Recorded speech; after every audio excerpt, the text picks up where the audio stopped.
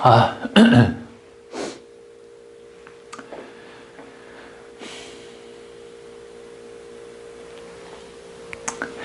네, 여러분 안녕하십니까? 경영학 강의의 조여은입니다. 오늘은요, 여러분 우리 기업 경영에 있어서 절대 빠질 수 없는 필수적 요소가 하나 있죠. 그게 무엇입니까? 바로 사람입니다. 바로 이 사람을 다루는 학문이 바로 인적자원관리인데요. 오늘부터 여러분들과 배울 과목은요, 우리 경영학에서 인적자원관리 학문이 되겠습니다.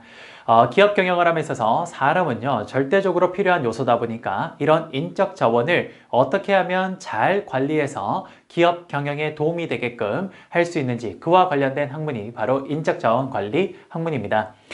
여러분 쌤이 지금까지요, 경영학의 여러 가지 과목들을 여러분들과 함께 공부해 봤는데요.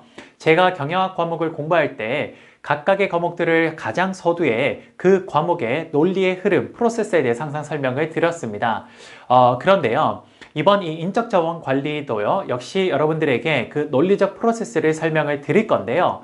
그런데 인적자원 관리는 이 논리적 프로세스가 굉장히 좀 중요합니다. 왜냐하면요, 이 논리적 프로세스만 정확히 알고 있다면 사실 인적자원 관리는요, 크게 암기할 부분이 없이 좀 쉽게 와닿을 수 있기 때문에 제가 첫 시간에 가장 먼저 인적자원관리의 논리적 프로세스를 여러분들께 쫙 쉽게 한번 설명을 드려볼까 합니다. 그래서 오늘 첫 시간으로는요, 우리 인적자원관리의 프로세스에 대해서 차분하게 하나씩 좀 살펴보도록 하죠. 그러면 함께 출발해 보도록 하겠습니다. 한번 보죠.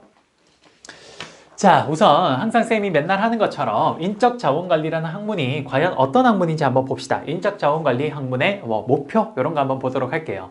인적자원관리가 무엇입니까? 라고 하면요, 인적자원관리는요, 조직의 목표와 개인의 목표를 어떻게 한다? 그렇죠, 동시에 달성하는 겁니다. 말 그대로 이퀄 시켜주는 걸 의미해요. 그러면 여러분, 인적자원관리라는 학문은요, 어떤 식으로 논리 전개가 펼쳐지는지 한번 보도록 할게요. 우선 첫 번째, 사람을 회사에서 잘 관리하기 위해서는요, 우선 그에 따른 기초 자료가 필요할 겁니다. 뭐 어떤 그 사람을 관리하기 위해서는요, 그 사람에 대한 여러 가지 데이터가 필요하겠죠. 예를 들어서 여러분들이 사실 기업에 처음 입사할 때도요, 그 서류 전형에 여러 가지 여러분들의 인적 사항들을 혹은 스펙들을 막 적어 넣습니다. 그걸 적는 이유는요, 물론 여러분들이 입사할 때도 그게 스펙이 중요하게 사용은 되긴 하겠습니다만, 나중에 여러분들이 입사하고 난 후에 그 스펙들을 기초로 해서요, 여러분들이 부서가 정해지는 경우가 좀 많습니다. 예를 들어서 영어 성적이 굉장히 좋은 친구들은요, 좀 영어를 많이 사용하는 그런 부서로 발령날 확률이 좀 굉장히 높죠. 예, 바로 그런 겁니다. 그래서 가장 처음 인적자원 관리를 하기 위해서 가장 먼저 해야 되는 게 뭐냐? 그렇죠, 기초 자료를 수집해야 됩니다. 기초 자료를 수집을 해야 돼요. 그러면 어떤 자료를 수집하냐면 크게 두 가지 측면의 자료를 수집합니다. 첫 번째 뭐냐면요, 직무 측면의 자료를 수집하고요, 두 번째 사람 관련된 측면의 자료를 수집하게 됩니다. 왜? 결국은요, 우리 인사팀이라는 데가 있죠. 인사팀의 목적은 뭐냐면요, 적재적소 배치입니다. 무슨 말이냐면요, 어떤 일이 있을 겁니다. 그러면 그 일이 요구하는 어떤 능력들이 쫙 있을 거예요. 그럼 그 능력이 있는 사람을 우리 회사에서 잘 찾아서, 혹은 없으면 외부에 있는 사람을 데리고 와서라도 그런 사람을 그 자리에다가 딱 맞춰 놓으면 그게 뭡니까? 적재적소 배치라는 거예요. 결국에 회사에서 가장 중요한 두 가지는 뭐냐? 일과 사람입니다. 이 두 가지가 잘 매칭되게 만들어 놓는 게 가장 중요한 거예요. 그걸 우리 적재적소 배치라 하는데, 결국 기초 자료 수집에서는 방금 말씀드린 것처럼 가장 중요한 두 가지 측면에 대해서 자료 수집을 해야 되는 겁니다. 말씀드린 것처럼 회사에서 가장 중요한 건 일을 우리가 인적자원관리에서는 직무라고 볼 수 있고요. 그리고 방금 말씀드렸던 사람과 관련된 거, 우리 종업원과 관련된 거, 요 두 가지가 우리 회사 생활하면서 가장 중요하죠. 그래서 이 두 가지에 대한 기초 자료를 수집해야 되는 겁니다. 그러면 직무 측면에서 자료 수집은 어떻게 하냐? 그렇죠, 여러분 회사라는 데를 가보면요, 수많은 직무들이 있습니다. 예를 들어서 쌤이 있었던 해외 주식팀 같은데, 그런 데는 해외 주식과 관련된 그런 트레이딩을 하는 그런 팀인 거죠. 또 해외 주식팀 안에서도 아주 다양한 포지션들이 존재합니다. 예를 들어서 해외 주식을 셀즈하는 사람도 있고요, 트레이딩하는 사람도 있고요, 혹은 그 해외 주식팀이 잘 돌아갈 수 있게 뒤에서 백업해주는 그런 사람들도 있습니다. 있습니다. 그것뿐입니까? 예를 들어서 제조업 회사는요, 구매하는 구매 담당 팀도 있고요, 혹은 그걸 세일즈하는 팀도 있고요, 혹은 인사하는 팀도 있고, 우리 회사라는 곳은요, 수많은 직무가 존재합니다. 그래서 우선 첫 번째는요, 우리 회사에 어떠한 직무들이 있는지를 분석해 봅니다. 우리 회사에 있는 직무들이 어떤 것들이 있는지를 직무 분석하는 거예요. 그러면 여러분, 예를 들어서 우리 회사의 직무가 여러 가지가 있을 수 있습니다. 예를 들어서 우리 회사의 직무가 첫 번째 A라는 직무가 있고요, 또 B라는 직무도 있고, 또 C라는 직무도 있고, 또 D라는 직무도 있었다고 해보죠. 그러면 각각의 직무들을 한번 쭉 분석해 봅니다. 예를 들어서 A라는 직무는 뭐 이런 거라고 해볼까요? A라는 직무는요, 쌤이 지금 이야기하는 것처럼 여기는 예를 들어서 구매하는 뭐 그런 일들과 관련된 직무라고 해보고요. 그 다음에 B라는 뭐 직무는요, 예를 들어서 우리 연구개발하는 R&D 같은 것도 있죠. R&D. 이런 거라고 해보고요. C라는 직무는요, 이거를 판매하는 뭐 그런 직무라고도 해보고요. 뭐 여러 가지가 있습니다. 그리고 D라는 직무는요, 예를 들어서 뭐 자금 같은 걸 조달해오는 뭐 재무 이런 거라고 한번 해볼게요. 그러면 여러분, 결국 직무 분석은 이런 것들에 대해서 하나하나 분석해보는 겁니다. A, 구매라는 직무는 이러이러한 일을 하는 거구나. 그리고 이런 일을 하기 위해서 이런 정도의 능력이 필요하구나. 또 B라는 직무는 연구개발하는 직무인데, 이런 거는 이런 거 하고 이런 거 하려면 이런 능력이 필요하구나. C라는 직무는 판매 같은 직무인데, 판매를 하기 위해서는 이러이러한 이러한 일들을 하고, 그리고 여기에는 이러한 능력들이 필요해. 이런 것들을 쭉 하나씩 분석을 하는 겁니다. 그게 뭐냐? 직무 분석이 돼요. 그럼 직무 분석을 하고 나면요, 우리 이제 두 번째 뭘 하냐? 직무 간의 평가를 합니다. 이게 뭐냐? 직무 간의 서열 결정을 하는 거예요. 무슨 말이냐? 지금 보시다시피 직무가 A, B, C, D 뭐 이렇게 있는데요.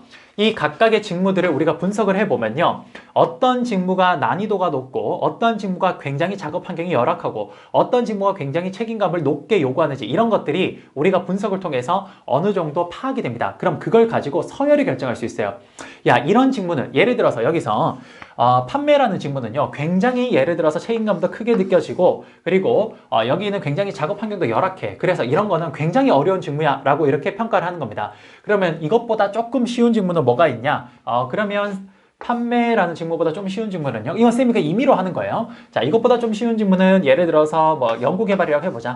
연구개발은 굉장히 이건 고난이도의 지식을 요구하는 거지만, 상대적으로 이거는 어쨌든 사무직이다 보니까 그래도 작업 환경은 나쁘진 않아, C보다는. 뭐 이런 식으로 해서 각각의 직무 간의 서열을 매기는 겁니다. 그래서 쌤이가 임의적으로 C가 가장 어려운 직무고, 그 다음 B, A, 마지막으로 뭐 D라고 이렇게 해볼게요. 자, 이게 뭐냐? 직무 간의 서열을 결정하는 겁니다. 직무 간을 평가하는 거죠. 예, 이렇게 하면 C라는 직무에는 가장 고난이도의 어떤 뭐 책임과 능력과 이런 것들을 요구하는 거고요. D는 상대적으로 그것보다는 좀 수월한 직무라고 볼 수 있는 겁니다. 이게 뭐냐? 기초 자료 수집에서 직무 측면에서 쫙 한번 자료를 수집해 본 겁니다. 첫 번째 어떻게 한다? 직무 분석을 하고요. 그 다음 각각의 직무가 뭐가 있는지 쭉 알고 나면 그 다음 어떻게 한다? 직무 간의 서열 결정한다. 이게 바로 직무 측면에서의 데이터 수집 방법입니다. 됐습니까? 자, 그 다음 두 번째, 우리가 회사에서 가장 중요한 건 직무, 일과 그리고 사람이래요. 그럼 이제 두 번째, 사람 측면에서 자료 수집 한번 해봅시다. 자, 첫 번째, 종업원들을 분석을 해봅니다. 자, 사람들을 쭉 분석을 한번 해봐요. 사람들 분석을 하면요, 자, 예를 들어서 우리 회사에 여러 사람들이 있겠죠. 그 사람들을 쭉 한번 분석을 해봅니다. 예를 들어서 우리 회사에 1번 사람도 있고요, 그 다음 2번이라는 사람도 있고, 3번이라는 사람도 있고, 그 다음 4번이라는 사람도 있습니다. 이렇게 각각의 사람들을 쭉 한번 분석을 해봐요. 예를 들어서 1번이라는 친구는 성격이 어떻고, 이 친구는 능력이 어떻고, 이 친구는 뭐 자란 환경이 어떻고, 이런 것들을 쭉 분석하고, 2번 친구도 쭉 분석, 3번 친구도 쭉 분석, 4번 친구도 쭉 분석을 합니다. 이렇게 종업원들 전체를 분석을 해보면요, 종업원들의 각각의 특징들이 쭉 나올 겁니다. 됐습니까? 그리고 난 뒤에 두 번째 뭘 하냐? 종업원들을 분석을 했다면 이 종업원들 간의 평가랍니다. 이게 뭐냐? 사람 간의 서열을 결정하는 겁니다. 사실 쌤 이 말 좀 별로 좋아하진 않는데요. 어떻게 사람 위에 사람이 있고 어떻게 사람 밑에 사람이 있겠습니까? 그런데 참 안타깝게도 그래요. 경영학이란 건요, 어쨌든 이윤을 극대화하는 거다 보니까, 그리고 많은 것들을 수치화하기를 원하다 보니까 이 사람 간의 어쨌든 서열을 결정을 합니다. 그래서 이 서열 결정하는 걸 우리는 종업원 평가라고 하는데, 이걸 다른 말로 성과 평가라고도 하고 인사 고과라고도 합니다.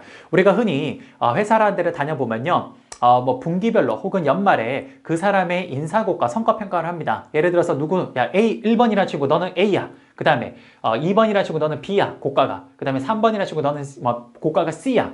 야, 4번 넌 너무하다. 넌 F야. 이런 식으로 서로 간에 고가가 결정이 됩니다. 이게 뭐냐? 말 그대로 사람들 간의 서열을 결정하는 거예요. 그게 뭐 능력일 수도 있고 여러 가지 요소가 될 수 있습니다. 어쨌든 그런 식으로 해서 종업원 간의 평가를 하는 거예요. 그래서 예를 들어서 평가가 이렇다고 해볼게요. 예를 들어 2번 친구가 가장 고가가 좋고요. A를 받았고요. 그 다음 1번 친구가 그 다음 받았고 그 다음 3번 친구랑 4번 친구 순서로 고가를 받았다라고 해볼게요. 그러면 사람 간의 서열이 결정이 된 겁니다. 일단 사람들을 쭉 분석을 하고요. 이 사람들이 어떤 일을 하는지 혹은 이 사람들의 능력이 어느 정도인지를 쭉 분석하고 난 뒤에 그것들의 서열을 결정해 보니까 2번이 가장 능력이나 어떤 평가에서 우수하게 받아들여지고 4번은 가장 좀 안 좋다라고 받아들여지는 겁니다. 됐습니까? 그래요. 그러면 보세요. 결국에는요, 이렇게 직무 분석과 직무 평가를 통해서 직무 간의 서열이 결정이 되고요. 그 다음에 사람 분석과 사람 평가를 통해서 사람 결정이 되면요. 이제 어떻게 되냐? 자, 이런 기초 자료 수집을 통해서 우리는 이제 직무와 사람을요, 어떻게 해주는 게 가장 중요한 거냐면요. 여기에서 직무와 사람을, 여기 보시면, 인사팀이 원하는 건 이겁니다. 각 모든 회사의 인사팀은요, 뭐 회사를 불문하고요. 인사팀이 가장 원하는 거 뭐냐? 직무가 요구하는 능력과 난이도가 있으면요. 그에 딱 맞는 사람을 여기다 딱 배치하는 거. 그걸 가장 원하는 겁니다. 그게 뭐냐? 즉, 직무와 사람이 요게 이퀄이 되는 걸 가장 선호하는 거예요. 요걸 우리 뭐라 그러냐면요. 요걸 우리가 방금 말씀드렸던 적재적소 배치입니다. 적재적소 배치라 그래요. 이걸 적재적소 배치라 그럽니다. 사실 인사팀이 가장 잘 해야 되고 가장 원하는 게 뭐냐? 직무가 요구하는 능력과 난이도가 있으면요. 그에 합당한 사람을 거기에다 딱 배치하는 거. 그걸 적재적소 배치라고 합니다. 그런데 이게 잘 안 되죠. 이게 잘 안 됩니다. 적재적소 배치가 사실 잘 안 돼요. 그러다 보니까 사실 배치가 항상 어떤 식으로 나눌 확률이 좀 높냐면요. 이렇게 직무가 요구하는 능력보다 사람의 능력이 거기 위에 좀 딸리는 경우, 좀 모자라는 경우, 이런 경우도 발생할 수 있고요. 또 한편으로는요, 직무가 요구하는 능력보다 실제 사람이 그 직무보다 훨씬 더 넘치는 능력을 갖고 있는 이런 케이스도 발생하다라는 겁니다. 이해되십니까? 그래서 자 보세요. 우리가 인사팀이 인사 관리를 한다라고 이야기를 많이 하는데요. 인사팀이 인사 관리를 한다라는 건 바로 이겁니다. 뭐냐?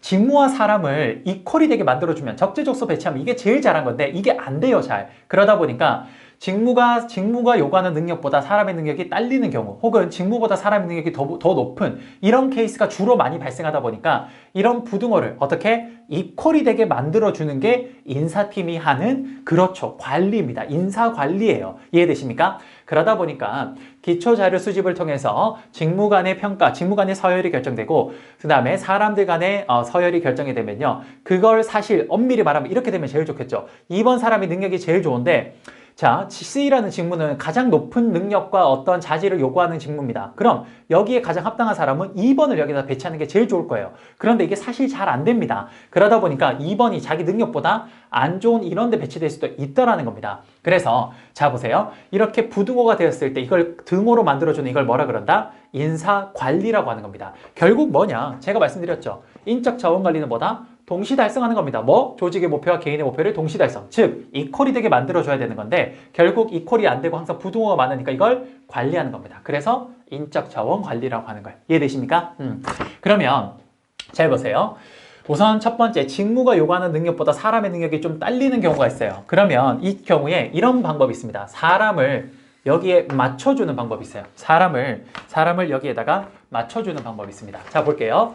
자, 사람을 여기다 어떻게 맞추냐? 자, 지금 직무가 요구하는 능력이 굉장히 높은데 지금 거기에 일하는 사람은 굉장히 능력이 좀 낮아요. 그럼 요걸 어떻게 이렇게 다시 직무에 맞춰서 이퀄을 만드냐? 자, 첫 번째, 어떻게 하냐? 직무가 요구하는 능력이 있을 겁니다. 근데 그런 능력에 맞는 사람이 우리 회사 내부에 쭉 찾아봤더니 그런 사람이 없어요. 그럼 어떻게 합니까? 그렇죠. 외부에서 데리고 오면 됩니다. 그런 능력 있는 사람을 찾아서 데려오면 돼요. 그래서 보세요. 이렇게 직무와 사람의 그 부등호가 이렇게 됐을 때 첫 번째 할 수 있는 게 뭐냐? 그렇죠. 첫 번째, 요 부등호를 이퀄로 되는 관리하는 방법이 첫 번째 뭐냐? 그렇죠. 외부에서 데리고 오는 겁니다. 그래서 여러분, 이렇게 기초자료 수집을 하는데 두 번째 뭘 해야 되냐? 관리하는 겁니다. 관리의 첫 번째가 뭐다? 그렇네요. 외부 충원이 됩니다. 이해되십니까? 그래요. 직무와 사람이 이퀄이 아니라서 이런 부등호 올 때 요걸 다시 이퀄이 되게 사람을 이쪽으로 맞춰주는 게, 직무는 그대로 있는 겁니다. 사람이 그 정도 능력 되는 사람을 외부에서 데리고 오는 게 외부 충원이 첫 번째예요. 그래서 요 방법이 첫 번째가 외부 충원이 되는 겁니다. 됐습니까? 요거를 외부니까 왜 이렇게 적을게요. 왜? 여러분 흔히 말해서 우리 신규 채용이라고 하죠. 신규 채용. 이게 바로 첫 번째 외부 충원입니다. 그 다음 두 번째 직무가 요구하는 능력이 있는데요. 지금 현재 거기 일하는 사람은 능력이 좀 부족해요. 그런데 그럼 요걸 이퀄이 되게 만들어 주려면 그런 사람을 여기다 갖다 놓으면 되는데요. 가만히 보니까 우리 회사에 저기 다른 부서에 있는 친구가 굉장히 좋은 능력이 있네요. 그 친구가 여기 오면 딱 맞을 것 같아요. 그럼 그 친구를 여기 데리고 옵니다. 그게 뭡니까? 그렇죠. 두 번째, 내부 충원이라고 합니다. 내부 충원. 그래서 두 번째, 이건 회사 내부에서 데리고 온다 그래서 내부 충원이에요. 외부 충원이 아니라 내부 충원이 됩니다. 자, 우리 내부 충원의 대표적인 형상이 뭐냐? 이런 것들이에요. 보세요. 예를 들어서 우리 지금 여기 직무에 맞는 사람을 데리고 오는데, 예를 들어서 그 사람이 지금 다른 부서에 있어요. 근데 그 사람이 예를 들어 지금 대리인데 여기 직무에 오려면 과장 정도 급이 되어야 데리고 올 수 있습니다. 그럼 그 친구를 과장으로 뭐 하는 겁니까? 그렇죠. 승진시키는 방법이 있습니다. 내부 충원의 첫 번째 스타일이 뭐냐? 승진하는 방법이 있어요. 첫 번째, 승진하는 방법이 있습니다. 그 다음에 두 번째 또 뭐가 있냐면요. 자, 우리 지금 여기 부서에서 이 직무에 맞는 사람이 필요한데 그 사람이 지금 저 부서에 가 있어요. 그러면 저 사람이 지금 과장이에요. 근데 여기 부서에서 필요한 게 뭡니까? 과장입니다. 그럼 그 사람 여기 데리고 오면 되죠. 이런 걸 우리 뭐라 그러냐? 두 번째, 전환 배치라고 합니다. 비슷한 곳에서 수평으로 이동하는 거. 이걸 뭐냐? 전환 배치라고.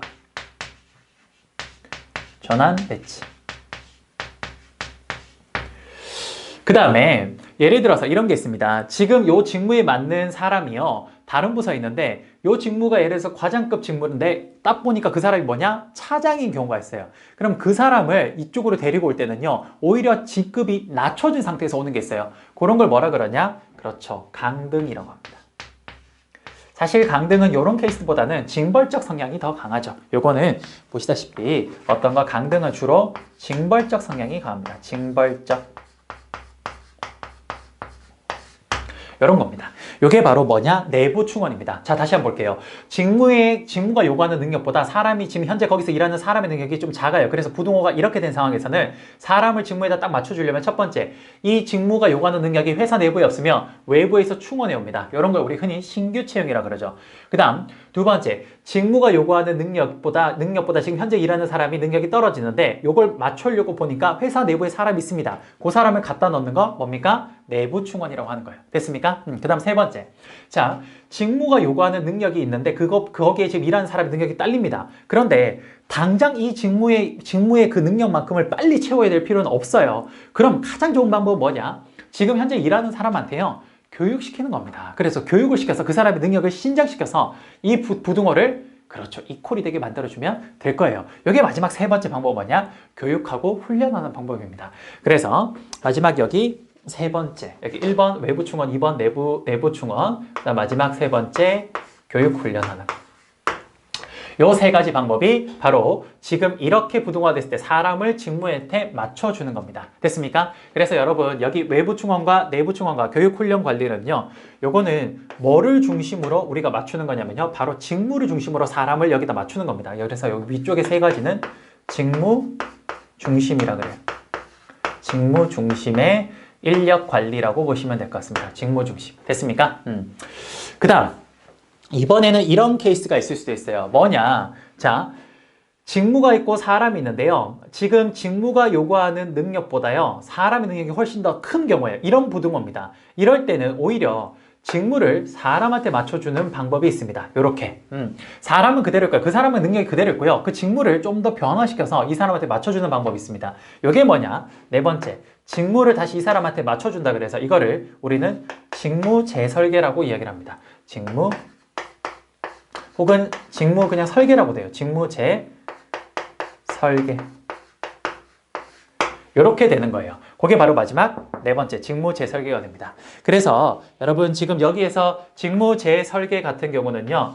위쪽은 직무를 중심으로 사람을 여기에 맞췄다면요. 이번에는 사람을 중심으로 직무를 여기 맞추는 거죠. 그래서 여기는 뭐냐? 사람 중심, 즉 인간 중심이라고 보시면 됩니다. 여기가 인간 중심이 되는 거예요. 됐습니까? 그래요. 여기가 인간 중심입니다. 결국 자, 첫 번째 기초 자료 수집을 통해서 직무를 쭉 분석하고 사람을 쭉 분석해서 서로 간의 서열을 결정합니다. 그 다음에 이 직무에 맞춰서 사람들이 여기다가 배치를 하게 되는데 그 배치가 이퀄이 되면 가장 바람직한 적재적소에 배치가 된 거예요. 그런데 생각보다 그게 잘 안 된다는 겁니다. 이런 부등호가 되는 경우가 대부분이에요. 그럼 이렇게 부등호가 됐을 때 이제 관리를 해줘야 됩니다. 그게 뭐냐? 직무를 중심으로 사람을 맞추거나 사람을 중심으로 직무를 맞춰주는 이런 관리가 필요하다는 거죠. 직무를 중심으로 사람을 맞추는 경우는요, 외부 충원, 내부 충원, 교육 훈련 관리가 있고요. 그 다음 사람을 중심으로 직무를 다시 맞추는 건요, 직무를 다시 설계해 준다. 그래서 직무 재설계, 줄여서 직무 설계라고도 이야기를 합니다. 됐습니까? 특히 여기서 외부 충원은요, 우리가 다른 말로 신규 채용이라고 하는데요, 신규 채용의 과정은 다음과 같은 과정을 거칩니다. 처음에 얼마만큼 우리 회사에 여기에 사람이 필요한지 인력 수요를 예측하고요. 그 다음 사람들을 모집하기 시작합니다. 모집 관리하죠. 그럼 사람들이 인력풀이 모이면 거기서 사람들을 선발해서 최종적으로 선발된 사람들을 그렇죠, 조직 사회화시키는 요 과정을 거칩니다. 뭔지는 다음번에 여기 부분에 들어갈 때 자세하게 설명드리도록 하죠. 됐습니까? 그래요. 이 과정을 거칩니다. 자, 이렇게 해서 사람들을 관리했으면요, 사람들을 활용한 거죠. 우리 종업원들을 활용한 겁니다. 그러면 당연히 이제 뭐 해야 됩니까? 그렇죠. 보상해야 됩니다. 사람들을 활용을 했으니까 이제 보상을 해줘야 돼요. 자, 이제 보상 관리는요, 크게 경제적 보상 관리와 비경제적 보상 관리가 있는데요. 경제적 보상 관리의 가장 대표적인 게 뭐냐? 그렇습니다. 임금이에요. 임금. 그래서 우리 보상 관리에서는 가장 중요한 게 임금 관리라고 보시면 됩니다. 복리 후생 관리는요, 이제 여러분들 보시면 회사에서 복지 포인트 뭐 이런 게 있어요. 예, 그래서 그런 것들도 일종의 경제적 보상에 해당되기 때문에 복리 후생 관리도 대표적인 보상 관리에 해당이 됩니다. 경제적 보상 관리에 해당이 돼요. 특히 여기서 좀 약간 특징이 있는 게 임금 관리는 굉장히 요건 개별적입니다. 요건 개별적이고 복리 후생 관리는 집단적 성격이 강해요. 무슨 말이냐? 임금은요, 그 사람의 능력에 따라서 임금은 다 차별적으로 줍니다. 그렇죠. 그런데 복리후생관리는 어떻습니까? 복지 포인트는 사람의 능력에 관계없이 어떻게 해요? 일괄적으로 똑같은 금액을 줍니다. 보통 같은 직급에는 거의 비슷하게 나와요. 예. 그러니까 요거는 집단적 보상 성격이 있고 임금관리는 개별적 보상 성격이 있다. 이렇게 보시면 되겠네요. 마지막으로 경제적 보상 말고 비경제적 보상도 있습니다. 경제적 돈으로 직접 줄 수 있는 그런 보상 말고 눈에 보이지 않는 돈과 관련이 없지만 어쨌든 이것도 보상의 일환인 게 있는데 그게 뭐냐? 인간관계 유지관리 유지관리와 그 다음 우리 노조와 관련된 거, 이것도 역시나 직원들에게 노조가 있으면요 훨씬 더 좀 강력한 힘을 가질 수가 있습니다. 그래서 노조와 관련된 노사관계 유지관리도 대표적인 비경제적 보상으로 우리가 보고 있어요. 됐습니까? 이렇게 하면 우리가 전체 뭘 본 겁니까? 그렇죠, 인적 자원관리 전체 프로세스를 한번 본 겁니다. 여기 굉장히 좀 중요한 거라서 선생님이 서두에 한번 설명을 드린 겁니다. 자, 한 번만 정리하고 마무리해 보도록 할게요. 인적 자원관리는 뭐냐? 조직의 목표랑 개인의 목표를 어떻게 한다? 동시 달성하는 겁니다. 즉 이퀄이 되게 만들어주는 거야. 일과 사람을 이퀄이 되게 만들어주는 겁니다. 그럼 이걸 이퀄이 되게 만드는데 어떻게 하는 거냐? 첫 번째, 직무를 쭉 분석해서 직무 간의 서열을 결정하고요. 두 번째, 사람을 쭉 분석해서 사람 간의 서열을 결정합니다. 그럼 이 두 가지가 이제 합쳐져서 일을 하게 될 건데 직무에다가 적당한 그 능력이 있는 사람을 딱 갖다 배치하면 그게 적재적소 배치로 가장 이상적이지만 이게 잘 안 돼요. 그러다 보니까 인사팀은 항상 이런 부등호가 발생했을 때 이걸 이퀄이 되게 뭘 해줘야 됩니까? 관리할 필요가 있습니다. 그래서 이 관리를 어떻게 하냐? 직무를 중심으로 사람을 맞춰주는 방식이 외부 충원, 내부 충원, 교육 훈련 관리. 그 다음 사람을 중심으로 직무를 맞춰주는 거. 이게 뭐냐? 직무 재설계가 있습니다. 이렇게 해서 사람들, 우리 종업원들을 관리하면서 활용을 했죠. 사람들이 일을 했습니다. 그럼 이 사람들이 일을 했으니까 이제 뭘 해줘야 됩니까? 보상해줘야 될 겁니다. 보상은 경제적 보상과 비경제적 보상이 있는데 경제적 보상에는 가장 중요한 임금 관리가 있고요. 그 다음 복리후생 관리가 있습니다. 두 번째, 비경제적 보상에서는 인간관계를 유지해주는 것과 노사관계 유지가 있는데 이 비경제적 보상에서 굳이 하나를 고르라면 노사관계 유지가 훨씬 더 중요합니다. 사실 경영학 기본 수준에서는요, 인간관계 유지 관리는 사실상 거의 없다라고 생각해도 과언이 아닙니다. 그래서 선생님 교재에서도 이거는 과감하게 생략을 했습니다. 그냥 이런 게 있다 정도로만 이야기를 한 거죠. 인간관계 유지 잘하면 되겠죠, 그냥. 예, 그렇습니다. 네, 이렇게 해서 여러분, 우리 인사관리의 전체 프로세스를 한번 다 살펴봤습니다. 이게 굉장히 좀 중요해요. 이것만 잘 머리에 들어와 있으면 사실 문제를 푸는데 훨씬 많은 도움이 되거든요. 그러니까 여러분들 꼭 요거는 좀 기억을 해 두셨으면 좋겠습니다. 여러분 너무 고생 많으셨고요. 오늘 인적자원관리는 여기까지 마무리하도록 하겠습니다. 다음 시간부터는요, 이 기초자료 수집과 관리, 그리고 보상관리 이것들을 하나하나씩 테마로 좀 보도록 하겠습니다. 고생 많으셨고 다음 시간에 다시 찾아뵙도록 하겠습니다. 감사합니다.